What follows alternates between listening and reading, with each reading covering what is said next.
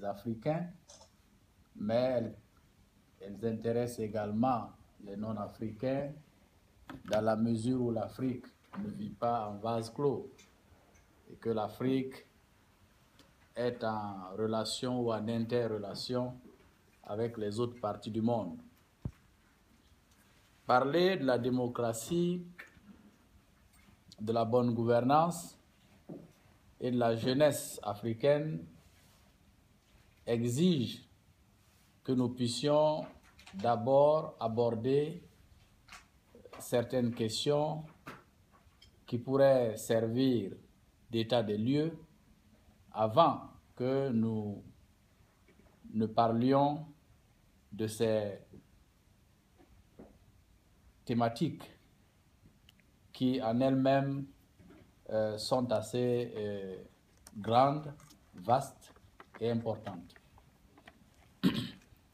Ce qui est important, c'est d'abord de rappeler quelques éléments d'information sur l'Afrique.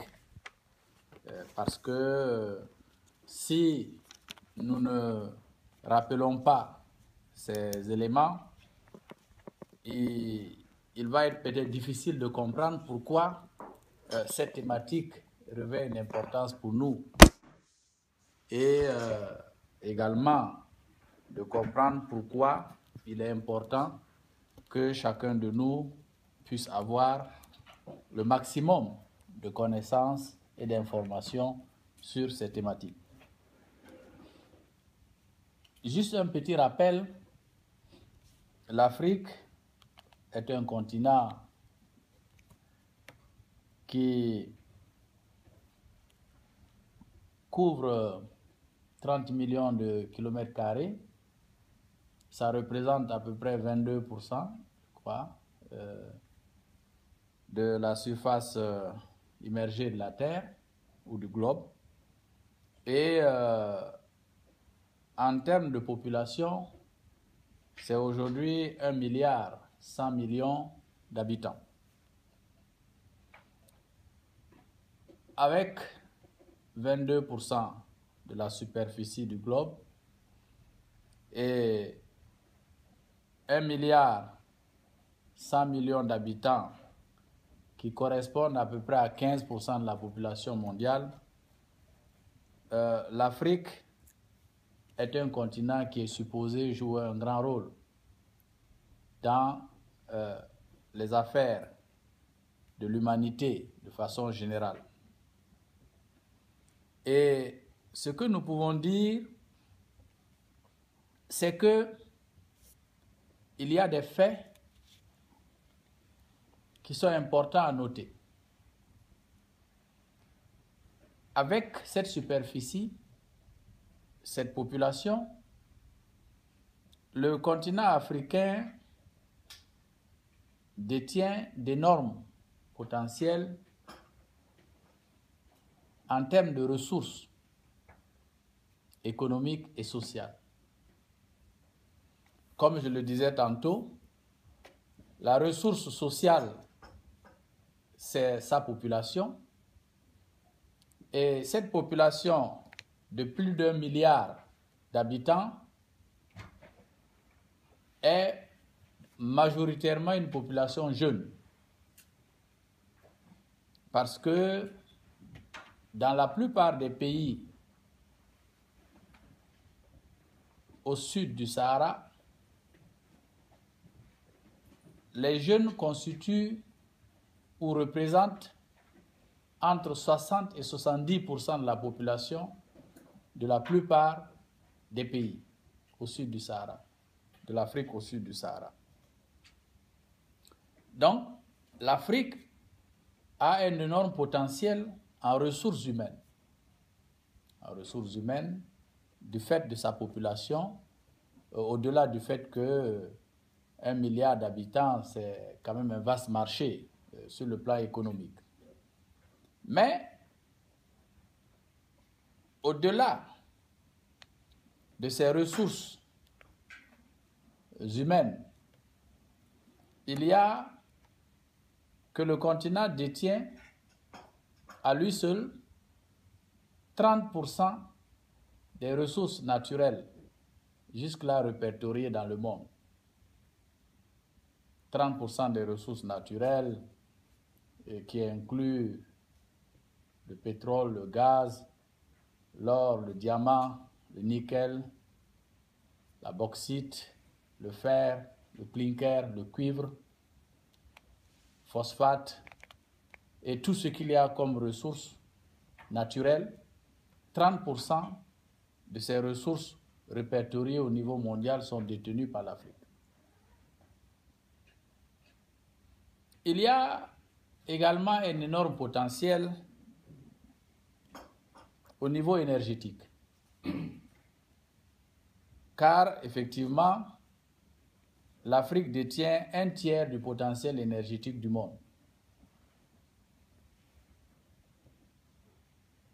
Au-delà de ce potentiel, il y a encore d'autres opportunités, en ce sens que l'Afrique se présente comme une grande île, parce que le continent est encerclé par des océans et des mers, et se présente comme le continent qui a les plus longues côtes, si l'on veut voir, parce qu'il est entouré de mers et d'océans. Et sur les 55 États qui composent le continent africain, il y a 38 qui sont côtiers ou insulaires. Je rappelle ces faits pour vous dire ce que c'est que l'Afrique en tant que continent, en tant que continent ayant des ressources sociales et des ressources économiques. Ça, c'est ce que l'on peut retenir globalement de l'Afrique. Mais, au-delà, ce que l'on peut dire, c'est que paradoxalement, ce continent qui a ces énormes potentialités est paradoxalement le continent le plus pauvre en termes de richesse matérielle et de richesse financière. C'est un paradoxe parce que vous ne pouvez pas détenir un tiers des ressources naturelles du monde et être paradoxalement le continent le plus pauvre. Ça veut dire qu'il y a un problème. Et ce problème est un problème structurel. Structurel, et les explications peuvent venir de plusieurs sources. Souvent, on dit oui, l'Afrique a été victime de l'esclavage, c'est vrai. Nous avons subi 4 siècles d'esclavage. Nous avons été victimes de colonisation, nous avons subi presque un siècle de colonisation. Donc un demi-millénaire de domination et d'exploitation, ça peut peser sur la vie d'un peuple, sur la vie d'un continent, et c'est ce que l'Afrique a subi.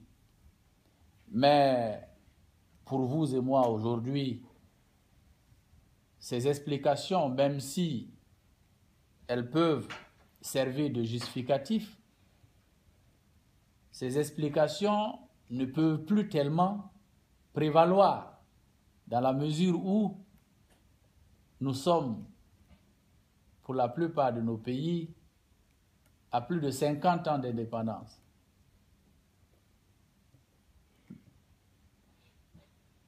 Et je dis cela parce que la tendance de beaucoup d'Africains, c'est de rejeter la situation de l'Afrique ou ce qui prévaut en Afrique sur les autres.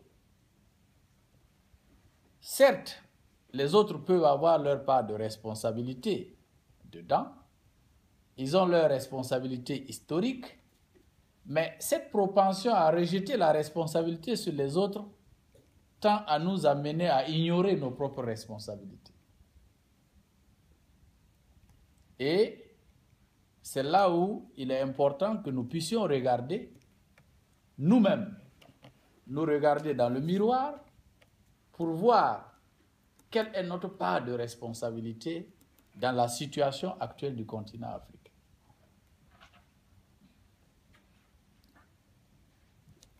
Si l'on oublie les facteurs historiques dont je vous ai parlé, on va se rendre compte que depuis que l'Afrique,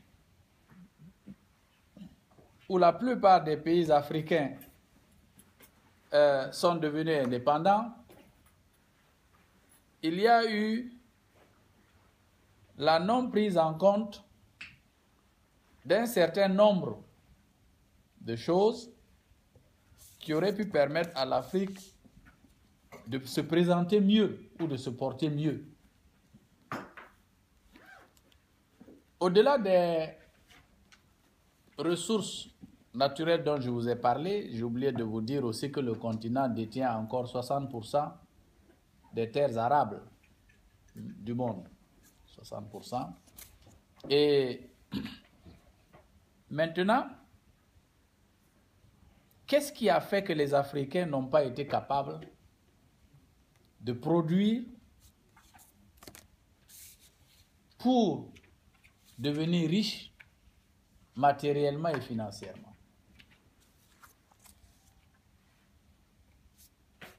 Certes, comme je le dis, il y a la responsabilité des autres, mais il y a la responsabilité des Africains eux-mêmes.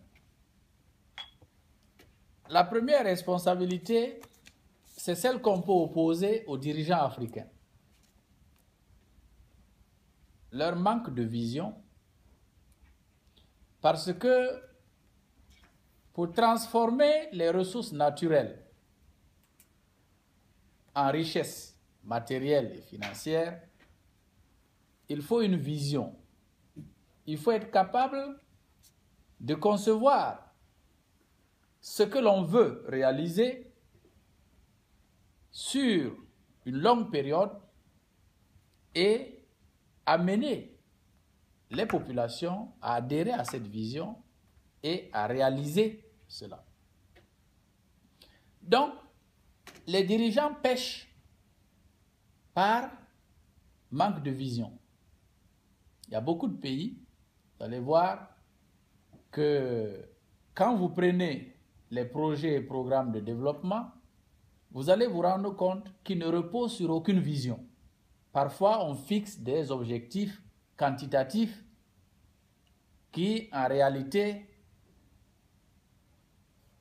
ne sont que de la poudre aux yeux, parce que ces objectifs quantitatifs ne nous disent pas qu'est-ce qu'on veut atteindre réellement quand on se fixe ces objectifs quantitatifs. Je vais vous donner des exemples. Prenons le cas de la population. Comme je l'ai dit, nous avons une population forte avec un taux de croissance démographique le plus élevé au monde et le plus dynamique.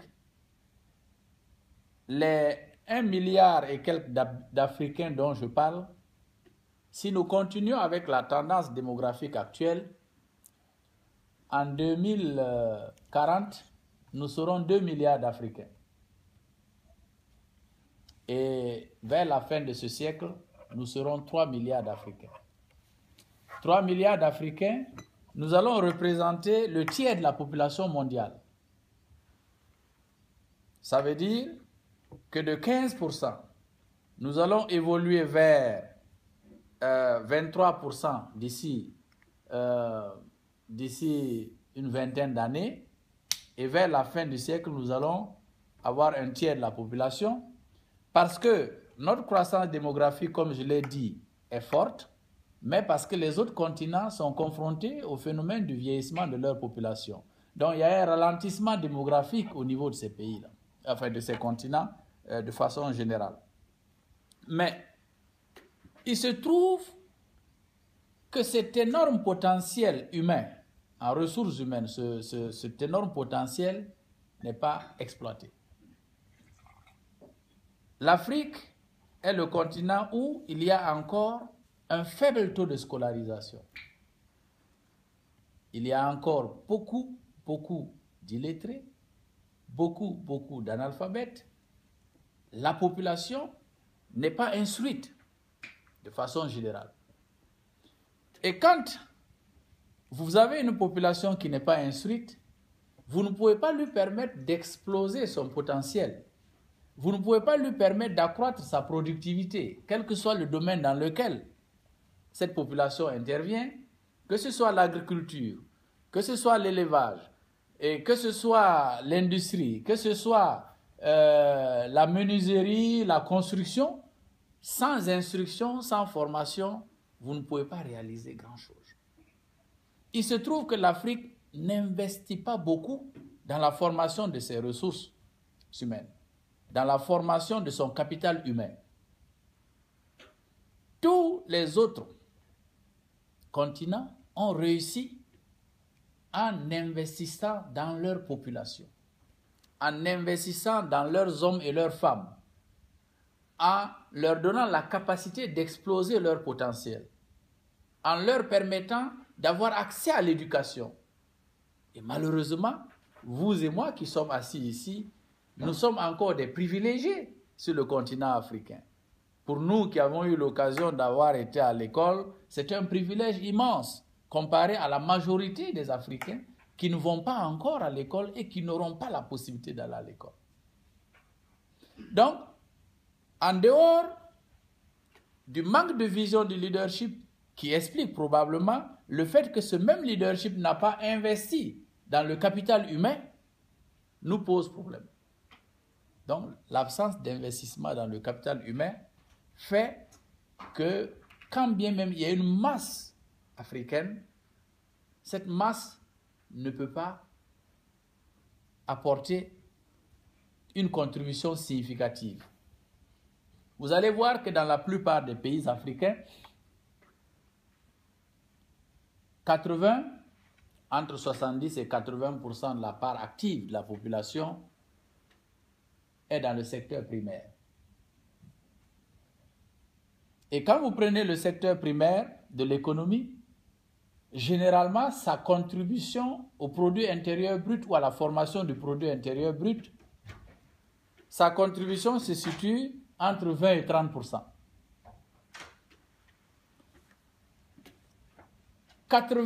70 à 80% de la population d'un pays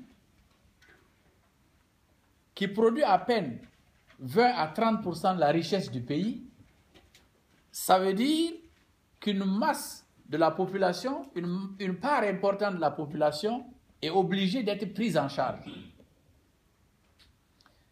Et si nous prenons les mêmes éléments d'appréciation en Europe, en Allemagne ici, vous allez voir que peut-être ceux qui sont dans le secteur primaire, ils ne dépassent pas 3% de la population, mais leur part contributive au produit intérieur brut est de loin importante dans la formation de la richesse nationale. Donc, il y a cette faiblesse dans l'investissement, dans le capital humain.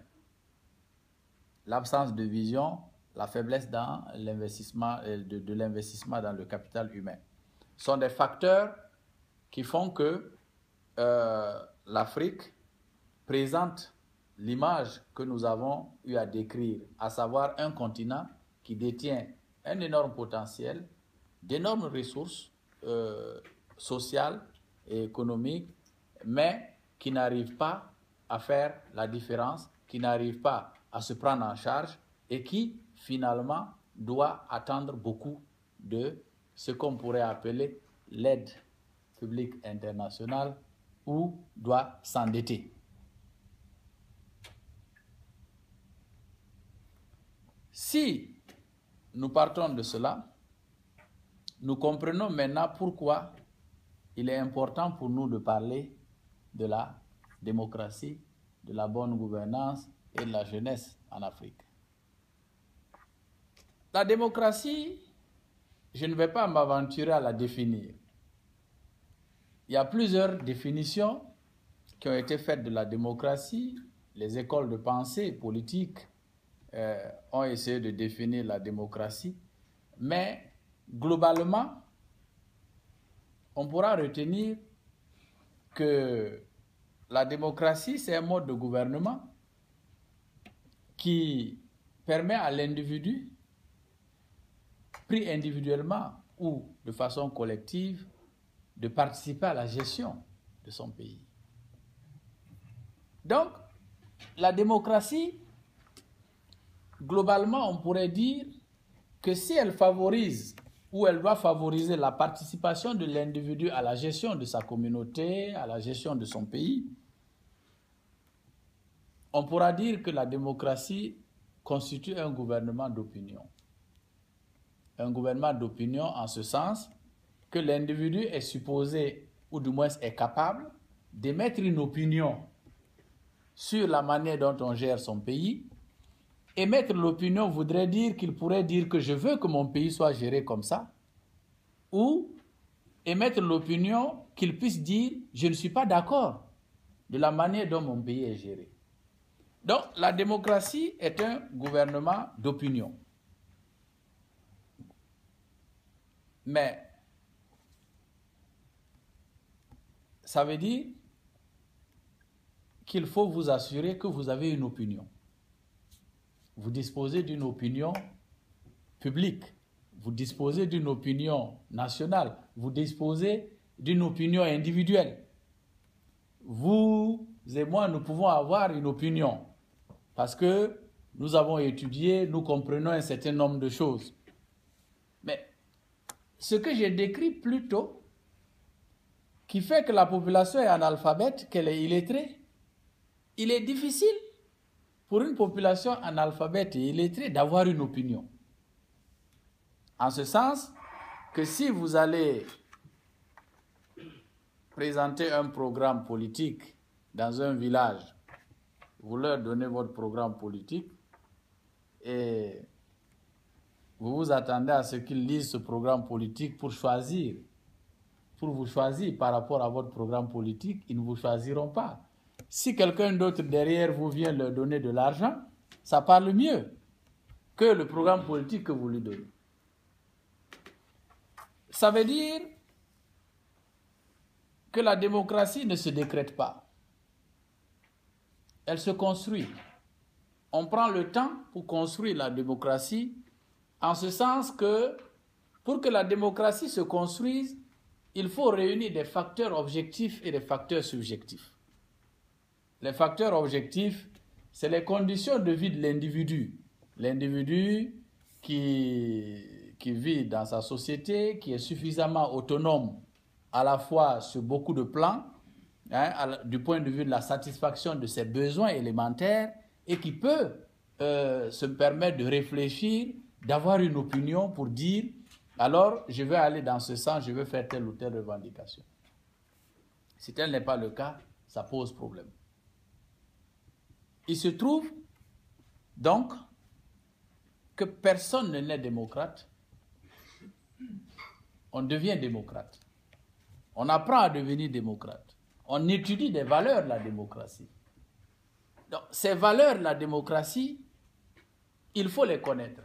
Il faut les diffuser. Il faut les infuser dans la société.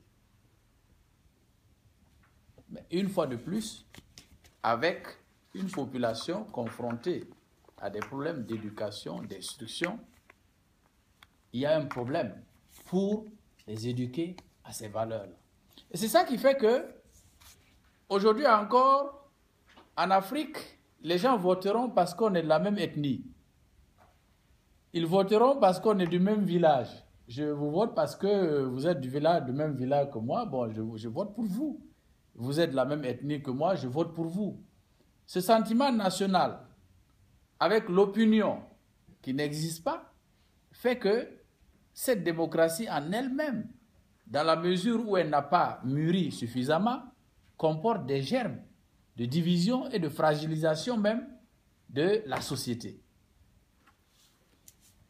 Je vote parce qu'on m'a donné une casquette, ou un t-shirt. Je vote parce qu'on m'a donné de l'argent. Je vote parce qu'on m'a fait un cadeau et on m'a demandé de voter. Je vote parce qu'on m'a dit de voter. Mais je ne vote pas parce que j'ai une opinion. Et il y a une anecdote où il y avait des gens qui partaient tromper les populations. Ils leur disent, voici le bulletin de vote. Si vous voulez, si vous aimez le président, vous mettez votre doigt droit dans l'encre et vous touchez et il sera élu. Si vous ne l'aimez pas, c'est le doigt gauche. Vous mettez dans l'encre, vous touchez et il ne sera pas élu. En sachant qu'au bout du compte, il suffit seulement de l'empreinte digitale et la personne sera élue. Donc, que tu veuilles ou non, finalement, tu te retrouves en train d'élire la personne que tu ne veux pas. Parce qu'on peut s'amuser avec l'ignorance des populations. Voyez. Donc, ça c'est une anecdote. Il y avait une autre anecdote où un dirigeant, c'était au Burkina, le monsieur, il va dans un village, candidat à l'élection présidentielle, il arrive dans le village, il va chez le chef de village, il salue le chef de village. Après les salutations, il lui dit, bon, en fait, il n'y a rien de spécial, je suis venu dans le village pour faire un meeting, et comme vous êtes le chef, je suis passé vous saluer avant d'aller parler aux populations. Le chef lui demande, mais un meeting, c'est pourquoi, c'est quoi? Il lui dit, mais je suis candidat pour être président. Le chef du village lui dit, mais Blaise, il est mort ou quoi? Le chef lui dit non, et le candidat lui dit non, il n'est pas mort. Il dit, mais il n'est pas mort et toi tu cherches son fauteuil. Mais ce n'est pas normal. Donc vous voyez que, donc pour lui, ce n'est pas normal. Tant que Blaise n'est pas mort, on ne peut pas chercher à le remplacer. Donc vous voyez qu'il y a tous ces problèmes-là qui se posent dans l'esprit des gens pour dire que la démocratie est bien parce qu'elle doit permettre à nos États de mieux organiser la vie des populations. La démocratie, elle est bien parce qu'elle doit permettre d'amener les populations à participer à la gestion des affaires publiques. La démocratie est bien en ce sens qu'elle permet la pluralité d'opinions dans la conquête du pouvoir, etc. Mais, comme je l'ai dit tantôt, on ne naît pas démocrate, on devient démocrate. Donc, il y a un apprentissage à la démocratie. Il y a un apprentissage à la démocratie, il y a une éducation à la démocratie. Et aujourd'hui, on voit encore les dérives dans beaucoup de pays. Vous allez trouver quelqu'un dans des pays où on assimile la démocratie à l'anarchie. Je fais ce que je veux. Hein? Quelqu'un dans sa voiture, il roule, après il s'arrête en plein milieu de la route et vous klaxonnez, il vous dit, mais écoute là, fais ce que tu veux, moi on est en démocratie là. Je fais ce que je veux, toi aussi tu peux faire ce que tu veux. Vous voyez? Donc, c'est pour vous dire qu'il y a pas mal de choses à faire par rapport à ces dérives et à cette incompréhension qu'on a autour de cette notion de démocratie. Maintenant, quand on parle de bonne gouvernance, c'est la même chose. La bonne gouvernance, il y a plusieurs définitions, mais de manière générique, on pourrait dire que la gouvernance, du moins je vais dire d'abord la gouvernance parce qu'il faut définir la gouvernance avant de dire si elle est bonne ou mauvaise. La gouvernance, de façon générique, c'est la manière dont on gère les ressources économiques et sociales d'un pays. La manière dont on gère les ressources sociales et économiques d'un pays. Maintenant, si on gère bien, c'est la bonne gouvernance. Si on gère mal, c'est la malgouvernance. Mais parce que la gouvernance a des principes. Principe de reddition des comptes. Le principe de la reddition des comptes est un principe qui veut que celui qui gère les ressources économiques et sociales d'un pays rende compte de sa gestion. Reddition des comptes veut dire également que celui qui est citoyen du pays ait le droit de demander des comptes à celui qui gère les ressources économiques et sociales du pays. Donc, le principe de la reddition des comptes est important parce que c'est d'abord une question de droit pour le citoyen et c'est une question de devoir pour celui qui dirige. Il y a le principe de la transparence. Vous devez gérer ces ressources sociales et économiques de façon transparente. Et ensuite, il y a le principe de l'imputabilité. Quand vous gérez, il vous incombe à vous d'assumer vos responsabilités. Le principe de l'imputabilité et de la responsabilité. Vous gérez, vous êtes responsable, vous assumez vos responsabilités. Au cas où il y a des échecs, c'est vous qui assumez les responsabilités. Vous ne pouvez pas dire « je ne savais pas ». Je ne pensais pas que ça allait être comme ça. Non, vous assumez vos responsabilités. Et là, il y a une anecdote malheureuse. Vous voyez, quand on parlait d'illettrés, d'analphabètes, il y a des anecdotes comme ça au Burkina. Je vais vous donner 2 anecdotes là. Il y avait un maire qui avait été élu. Le maire est élu par le conseil municipal. Et le conseil municipal, ce sont les conseillers des différents quartiers des villages. Le maire était illettré. Et un conseiller qui était un peu plus lettré que lui a réussi à lui faire signer une lettre de démission sans savoir qu'il démissionnait. Et il a préparé la lettre pour dire que moi, je sous-signais, je décide de démissionner de mes fonctions de maire et voilà, en foi de quoi je signe cette lettre de démission.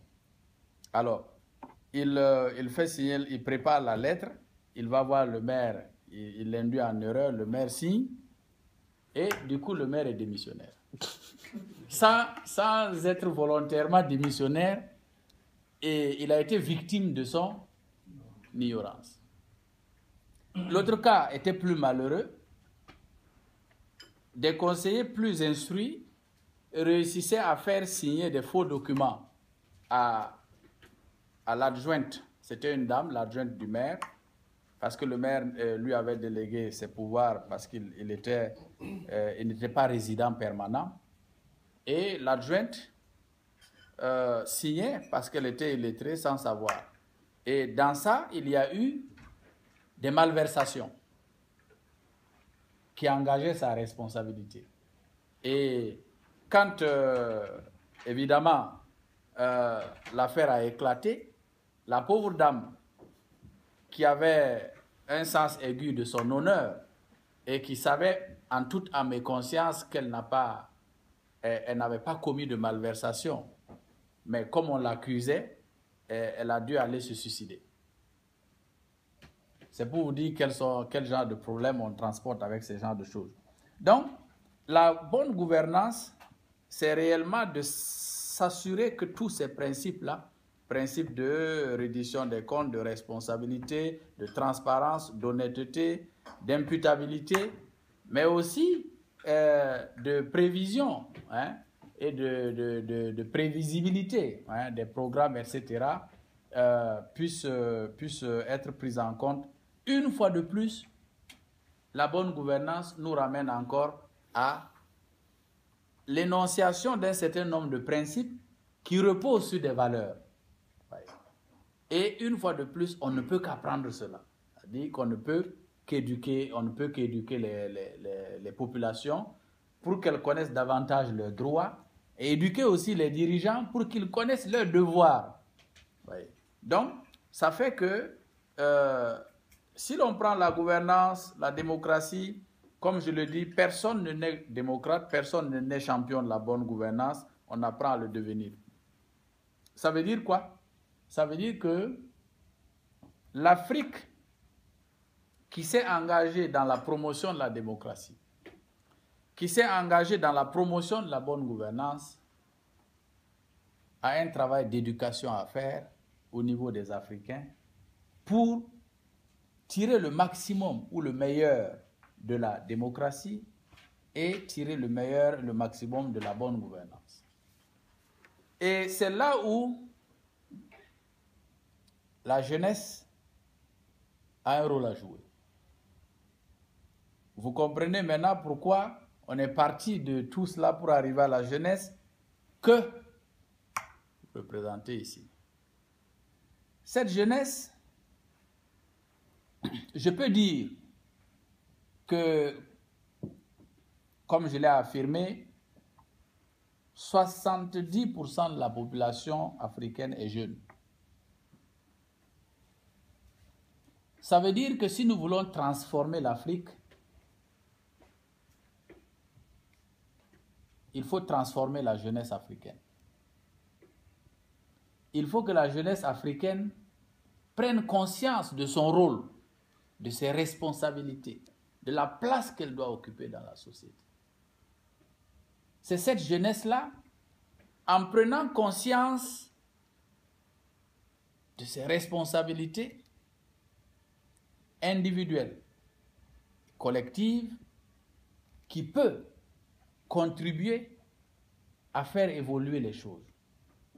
Vous avez vu que démocratie, bonne gouvernance, il faut éduquer, il faut sensibiliser. Alors, si la jeunesse africaine qui est majoritaire et qui tend à être éduquée, c'est à elle d'assumer cette responsabilité parce qu'elle constitue la composante majoritaire de la population. Si la jeunesse se met debout, comprend les enjeux, décide de s'engager dans l'éducation et la sensibilisation des populations pour qu'elles comprennent véritablement ce que c'est que la démocratie, pour qu'elles comprennent véritablement ce que c'est que la bonne gouvernance, le défi sera relevé. Parce que c'est cette composante qui est majoritaire. Si nous voulons changer l'Afrique, je dis bien, si nous voulons changer l'Afrique, si nous voulons la transformer, il faut qu'on transforme la jeunesse africaine, en ce sens que c'est de faire en sorte que cette jeunesse ait la capacité de pouvoir assumer ses responsabilités à travers la formation, à travers l'éducation. Transformer cette jeunesse, ça veut dire que c'est faire en sorte que cette jeunesse se prépare à assumer ses responsabilités en ne commettant pas les erreurs qui ont été commises par les autres. Aujourd'hui, nous tous qui sommes assis ici, nous connaissons l'importance de l'éducation. Si chacun de nous devait être responsable, il ne perdrait pas de vue l'impératif d'investir dans le capital humain. Si vous n'investissez pas dans le capital humain, vous ne pouvez pas changer grand-chose dans un pays. C'est un combat pour transformer les mentalités, créer le déclic. Encore en Afrique, nous avons des Africains qui sont complexés. Ils ont un complexe d'infériorité. Ils ont le sentiment qu'ils ne peuvent rien imaginer de positif eux-mêmes. Ils ont le sentiment qu'ils ne peuvent rien créer, qu'ils ne peuvent rien inventer. Mais moi, je n'ai pas ce complexe-là. Mais moi seul, si je n'ai pas ce complexe, je ne pourrai rien faire. Il faut que nous tous, nous nous débarrassions de ce complexe d'infériorité, que nous puissions comprendre que ce qui a été fait en Europe, en Occident, un peu partout, l'a été par eux-mêmes. Nous avons tendance à nous comparer à des pays ou à des continents On parle de beaucoup, ces dernières années, on a beaucoup parlé des pays d'Asie, Asie du Sud-Est, les dragons d'Asie. Et on les envie, on les admire, parce que ce sont des pays émergents, des pays qui ont quitté le stade du sous-développement pour devenir des pays développés. Alors qu'à un moment donné, la plupart de nos pays étaient en avance sur ces pays-là, en termes d'indicateurs macroéconomiques. Et en 20 ans, ces pays ont réussi le miracle de se transformer économiquement et socialement et de venir nous dépasser au point de devenir même ces pays qui nous aident, entre guillemets. Pourtant, quand vous les prenez individuellement, ce sont des pays qui n'ont aucune ressource naturelle. Prenez Singapour. Singapour n'a aucune ressource naturelle. La Corée du Sud, elle n'a aucune ressource naturelle. Prenez Taïwan. Taïwan n'a aucune ressource naturelle. Leurs ressources, ce sont leurs hommes et leurs femmes. Ils ont investi dans le capital humain et le reste. Vous investissez dans le capital humain et vous investissez dans les infrastructures, les conditions sont réunies pour votre décollage. Mais j'entends par-ci, par-là, en Afrique, Cameroun émergent dans 2035, Burkina émergent dans, je ne sais pas, Côte d'Ivoire émergent, et on n'investit pas dans le capital humain, on n'investit pas dans les infrastructures. Il n'y aura pas de miracle. Et pour montrer que nous accordons peu d'intérêt au capital humain et même aux infrastructures, je me suis amusé à regarder quelques statistiques. Prenez le cas, par exemple, d'un continent comme l'Afrique, qui est un continent en plein chantier, en pleine construction. Il y a tellement de choses à construire, des universités, des hôpitaux, des routes, des autoroutes, des chemins de fer. Il y a tout à construire en Afrique. Vous allez voir que si on prend la formation des ingénieurs, toutes catégories confondues, l'Afrique au sud du Sahara forme annuellement 20 000 ingénieurs. Annuellement, hein, bon, ça c'est 20 000 parce qu'il y a des pays comme l'Afrique du Sud et autres qui sont dedans. Hein, mais le Nigeria, 20 000. Quand vous prenez l'Union européenne, malgré l'état de développement des infrastructures dans ces pays et de tout ce qu'il y a, l'Union européenne forme 200 000 ingénieurs par an. Et la Chine seule forme 700 000. Et après, on s'étonne que des entreprises chinoises viennent gagner des marchés en Afrique avec une main-d'œuvre chinoise.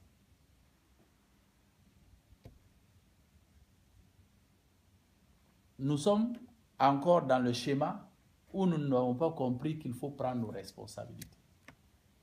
C'est le seul continent où vous pouvez aller signer un contrat derrière lequel il n'y a pas une obligation de transfert de technologie. Pour dire que nous voulons continuer à consommer, à dépendre des autres. Si les dirigeants actuels ont été fiers de cela, je ne pense pas que vous serez fiers de cela. La raison est simple. Comme je l'ai dit, la population, elle est jeune. Ça représente un atout, mais c'est en même temps une bombe à retardement. Cette population jeune, si nous ne la formons pas, si nous n'investissons pas dans cette population jeune pour qu'elle se prenne en charge, elle va contribuer au développement de la criminalité, de l'insécurité, à la fois au niveau national mais aussi au niveau transnational. Et les États qui sont fragiles aujourd'hui seront davantage fragiles parce que si il y a des groupes comme on appelle mafieux, de criminels qui se forment par-ci par-là, ils auront la capacité même de mettre à rude épreuve nos armées. et qui sont généralement mal formés et mal équipés. On le voit en Amérique latine. Les narcotrafiquants ont constitué des armées puissantes qui défient même les armées nationales de ces pays-là. Si cela arrive en Afrique, vous allez voir le morcellement même de nos États. Il suffit que quelqu'un se lève et crée sa bande armée et il décide de prendre une portion du territoire, il l'installe un no man's land et c'est chez lui. C'est un danger si la jeunesse n'est pas sérieusement prise en compte dans nos programmes. Donc, nous savons que normalement, aujourd'hui, avec 70% de sa population jeune, l'Afrique détient 25% de la population jeune du monde. Et comme je l'ai dit, avec les tendances, si elles sont maintenues d'ici 2050, ça sera 50% de la population jeune du monde que nous aurons en Afrique. Il y a deux choses. Soit cette population jeune est transformée en force de production, en ressources humaines capables, et elle va jouer son rôle en Afrique. Ça veut dire que si nous arrivons à investir dans le capital humain, la plupart des pays qui sont en train d'atteindre leur point de saturation économique vont venir investir chez nous. Parce que nous aurions les ressources humaines, le capital humain, et nous aurons les infrastructures avec la consolidation de l'état de droit. Mais sans état de droit, sans infrastructure, sans ressources humaines capables, les gens vont continuer à venir prendre nos ressources naturelles et aller transformer chez eux, créer des emplois pour leur population et continuer à nous laisser mourir chez nous et pour ceux qui tentent de venir mourir dans la Méditerranée. C'est un problème sérieux. C'est une question de survie pour nous, pour nos États. Il n'est pas normal que dans ce 21e siècle, ce continent soit encore le seul continent à exporter des matières premières. Ne cherche pas à transformer ces matières premières. Alors qu'il y a un marché d'1 milliard. Certes, à ce niveau-là, il y a le rôle des puissances, parce que ces puissances ne cherchent qu'à résoudre aussi leurs intérêts. Prendre nos matières premières, transformer chez eux, créer des emplois pour leur jeunesse et continuer à nous insulter. Vous êtes pauvres, vous êtes pauvres. Moi, je ne supporte pas ça. Vous n'allez pas supporter ça. Donc, il y a un combat à mener. Le combat, ce n'est pas d'aller attaquer les autres. Ils nous ont suffisamment exploités, c'est bien. On ne peut plus récupérer ce qu'ils ont pris. Mais nous pouvons arrêter ça maintenant en nous engageant en tant que jeunes pour notre avenir. Parce que ceux ils sont au soir de leur vie, ils ne rêvent plus. S'ils sont sérieux, ils sont en train de préparer leur mort pour aller répondre devant Dieu ou devant leurs ancêtres. Rien de plus. Si ils ne sont pas sérieux, bon, ils se disent, bon, on jouit de la vie, on a accumulé suffisamment d'argent, on s'en fout du reste. Mais vous avez le droit de rêver. Parce que vous devez porter les espérances de tout un peuple, le peuple d'Afrique. Ce peuple-là qui a tout donné à l'humanité et qui continue à donner tout à l'humanité, mais qui continue à être méprisé par l'humanité.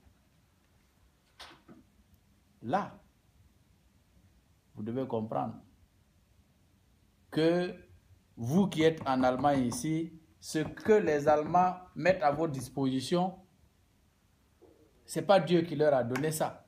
Ce sont les Allemands qui ont travaillé, c'est leurs ancêtres qui ont travaillé, qui ont souffert. Ce pays a été détruit par la guerre.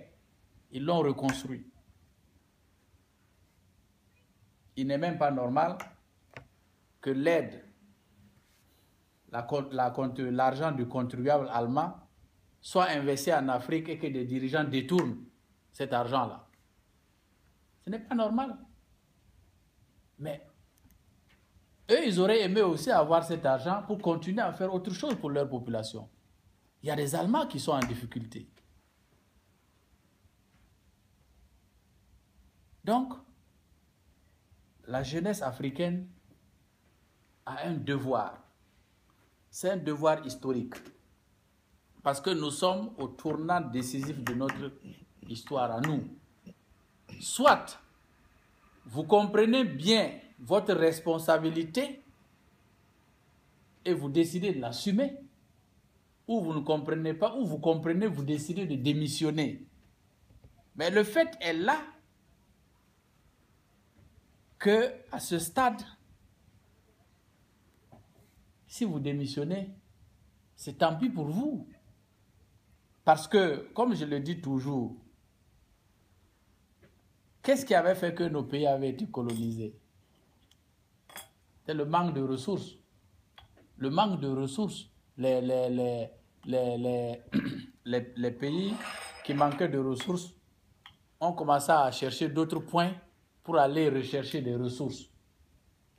Et aujourd'hui, le même manque de ressources se pose encore à ces pays-là, qui sont plus puissants que nous. Peut-être que la colonisation ou la recolonisation ne se fera pas de la même manière. Mais si elle se fait, sur le plan économique, vous ne serez jamais indépendant.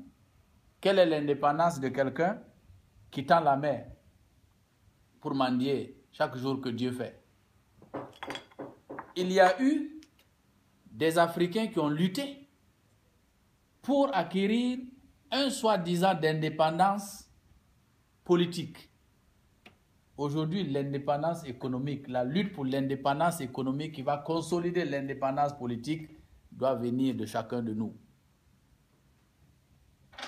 C'est le seul moyen pour nous d'être quitte avec notre conscience et de dire que nous avons assumé notre part de responsabilité.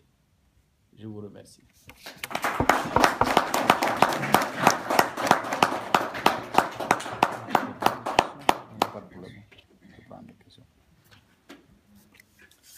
Voilà, merci beaucoup. Je pense que avant qu'on ne continue, je rappelle que les boissons, c'est pour nous tous.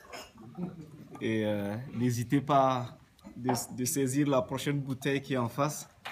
Et il y a aussi du café si on en a besoin. Je pense qu'on n'a pas forcément